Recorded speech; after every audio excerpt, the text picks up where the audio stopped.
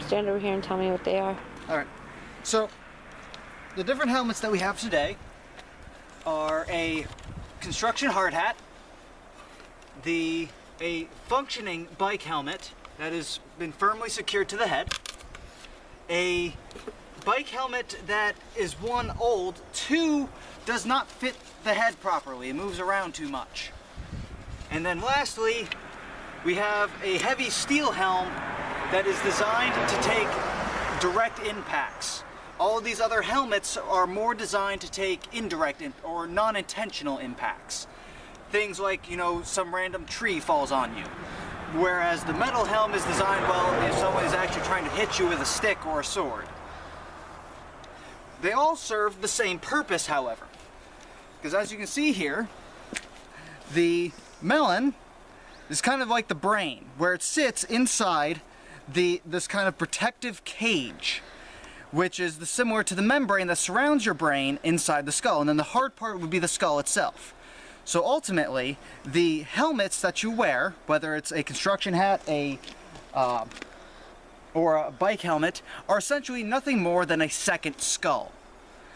So when it works, the impact strikes the skull, and the impact spreads out and is absorbed by the rest of the skull, and the head inside, and the brain inside, just kind of jiggles around a little bit. However, if you get hit too hard, that jiggling can turn into a concussion, which is your brain bouncing against the side of your head, and causes bruising and hemorrhaging and other rather nasty things. Which is why it is very important to wear a helmet.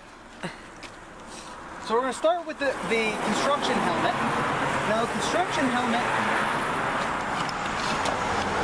is designed to be used more than once. So this helmet can take multiple beatings, but it was not designed to take someone actually trying to hit you. And what are you using? This is a rattan stick, which is essentially a solid bamboo. It's not actually related to bamboo, but the same kind of strong, sturdy, grass-like structure. And this is going to simulate really any kind of impact that you may suffer, whether it's you fall on the ground or something drops on top of your head. So as we can see, the melon is just fine, even though it has just taken a blow that's roughly equivalent to you falling down and hitting your head on the concrete. It's gonna get me giggling all the time. So now we have the bike helmet. The bike helmet, much like the construction helmet, is designed to take that same kind of impact. However, more often than not, the helmet is going to break afterwards, so it's only good for about one use.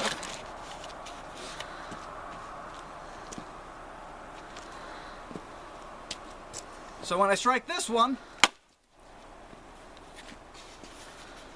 once again, the melon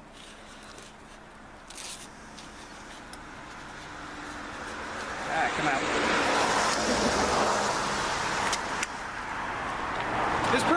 Is perfectly fine.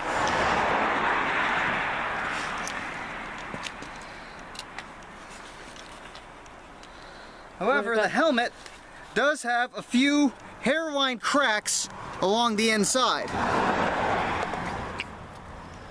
Now, this particular helmet might be able to take another hit or two.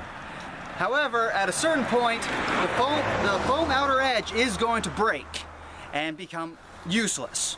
So always be in mind with your helmets to always be checking them for any kind of cracks, because it means that they're on their way out.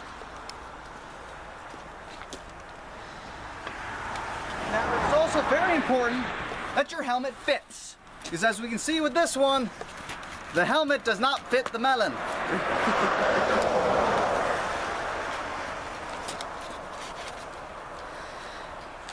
Get it! Take the helmet off. Oh, that's why I'm going through the strap.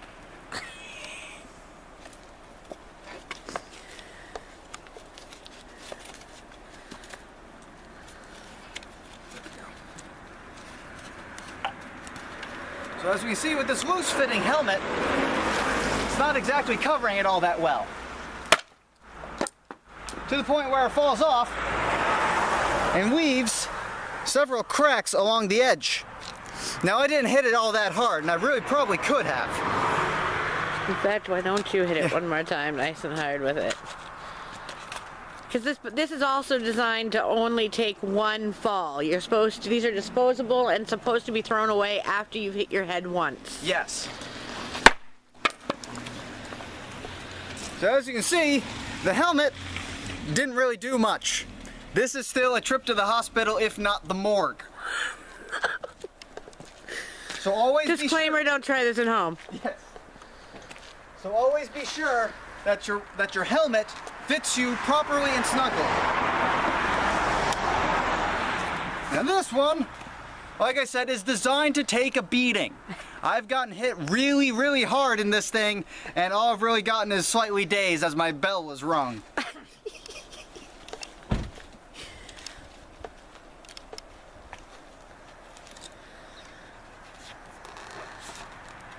Oop, you're missing the melon. There you go. Let's do the melon, then the hat.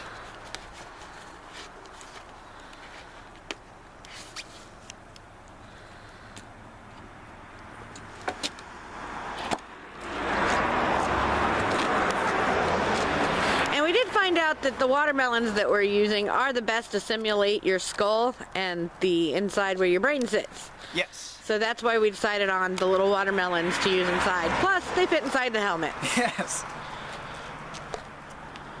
So we make sure that the chin strap is snug tight. And we proceed to wail on it. Hit it again.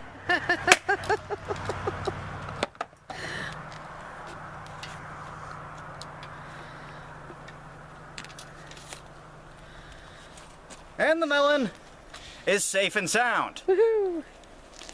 So it really all depends on the right helmet for right job. This thing obviously is very heavy.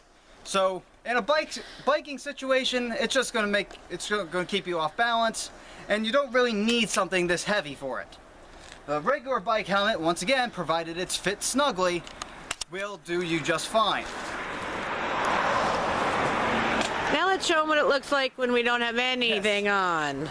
This is what happens to your head when you choose not to wear a helmet. Oh, or you miss.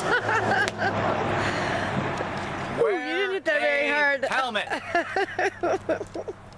Otherwise, that is you. This is your brain without helmets. I hope you enjoyed our little demonstration, and please, for the love of God, wear a helmet.